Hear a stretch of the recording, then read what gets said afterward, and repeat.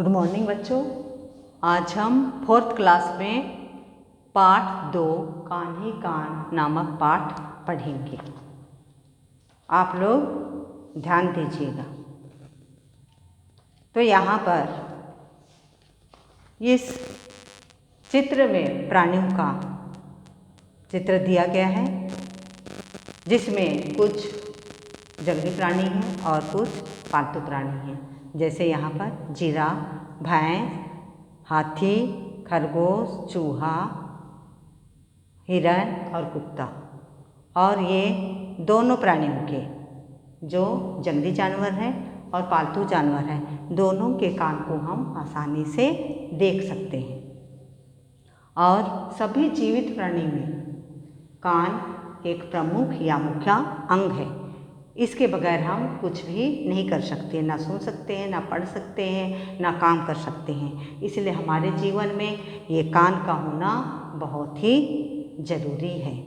तो इस पाठ में कुछ कलाकार ने कुछ प्राणियों के सिर और कान अलग बनाए हैं। नीचे दी गई तालिका में जानवरों के सही कान किस जानवर के सिर पर है, ये हमें अभी खोजना है।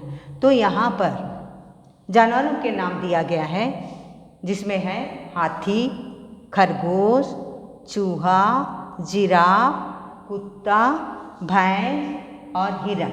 ये जानवरों के नाम दिए गए हैं। और इन जानवरों में किस जानवर का कान लगा हुआ है, ये हमें इस चित्र से ही ढूंढकर लिखना है ना। तो यहाँ पर हम ढूंढ चुके हैं। तो इसमें हाथी का दिखाई दे रहा है। हाथी में किसका सिर लगा हुआ है, किसका कान लगा हुआ है? जिराफ का। तो यहाँ पर हाथी के कान में जिराफ का कान लगा हुआ है। खरगोश में चूहा का कान लगा हुआ है और चूहा में कुत्ता का कान लगा हुआ है और जिराफ में हाथी का और कुत्ता में खरगोश के कान लगे हुए हैं और भैंस में हिरण का कान लगा हुआ है और हिरण में भैंस का कान लगा हुआ है। तो इस प्रकार से चित्र के द्वारा हम इसे ढूंढ चुके हैं। तो अगला क्वेश्चन की ओर अभी हम जाएंगे कि निम्नलिखित में से किन किन जानवरों के कान दिखाई देते हैं तथा किन किन जानवरों के कान दिखाई नहीं देते।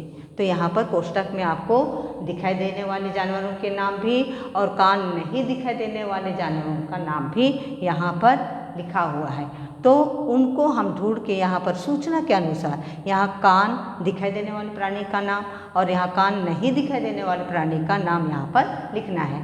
इसमें से ये जो तालिका में दिया गया है उसमें से ही ढूंढकर यहाँ पर लिखना है। तो यहाँ पर आपके पास है हिरण, मेंढक, चींटी, कौआ, जिराफ, बिल्ली, बाघ, गौरैया, भैंस, सांप, छिपकली, बत्तख, हाथी, बंदर आदि। तो यहाँ पर कान दिखाई देने वाले प्राणियों के नाम में कौन कौन सा आ सकता है, इसी में से, इसी तालिका में से हमको ढूंढ के यहाँ पर लिखना है। तो यहाँ पर हिरण है, सूअर, जिराफ, बिल्ली, बाघ, भैंस, हाथी और बंदर, जिसके कान हम आसानी से आँखों से देख सकते हैं। और दूसरा है जिन जानवरों के कान दिखाई नहीं देते, उनका नाम है यहाँ पर मेंढक, मछली, चींटी, गौरैया, सांप, छिपकली, बत्तख आदि। तो इनके कान को हम नहीं देख सकते है ना। तो कभी भी आप लोग को ये दिया जाएगा, ये तालिका में दिया जाएगा दोनों के कान दिखने वाले और ना दिखने वाले, और उसको वर्गीकरण है। तो इसी प्रकार से आप वर्गीकरण करना, आप लोग समझ गए होंगे, है ना। तो कान दिखने वाले और नहीं दिखने वाले जानवरों का नाम भी आपको याद हो गया होगा।